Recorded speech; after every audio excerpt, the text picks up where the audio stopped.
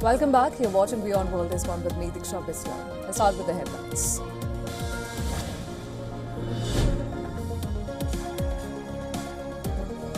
US Central Command says Iran launched multiple one-way attack drones towards commercial ships in the Strait of Hormuz.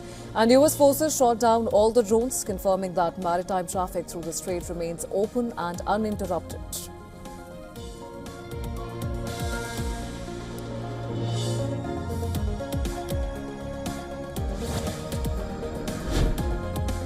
Iranian Foreign Minister Abbas Araghchi says Israel is trying to sabotage a potential agreement between Iran and the United States that is currently being finalized. He claims that Israel is seeking excuses to derail the deal, which he says faces opposition from enemies.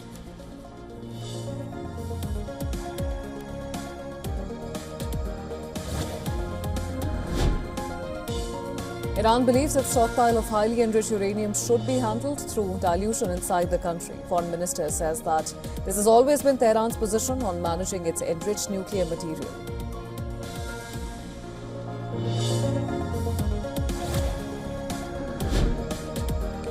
India protests after 3 Indian sailors killed in US strikes on merchant vessels off Oman. External Affairs Minister S. Jaishankar raised the issue with Marco Rubio, calling the attack on commercial shipping unjustified.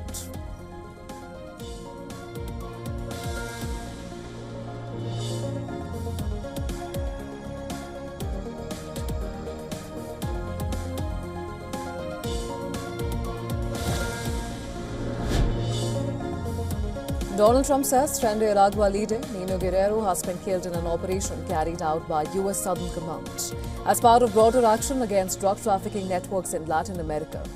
Notes that action was coordinated closely with friends in Venezuela.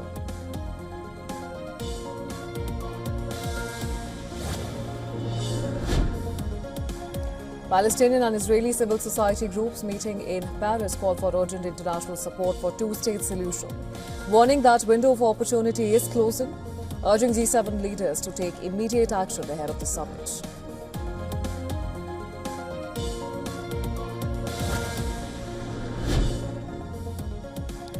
Ebola cases in Democratic Republic of Congo rise to 689. With 139 deaths, the outbreak continues to spread across eastern provinces, including Ituri, North Kivu and South Kivu, with additional suspected cases under investigation.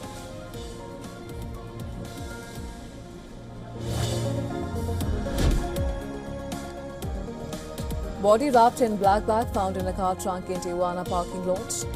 Less than 300 meters from the Mexico Stadium where Iran's World Cup team had been training. Police say the body showed signs of violence. Investigation is underway.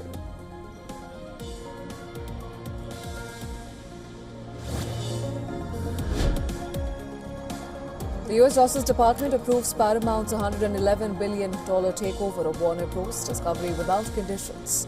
The deal, backed by billionaire Larry Ellison, still faces potential antitrust challenges from several U.S. states and European regulators.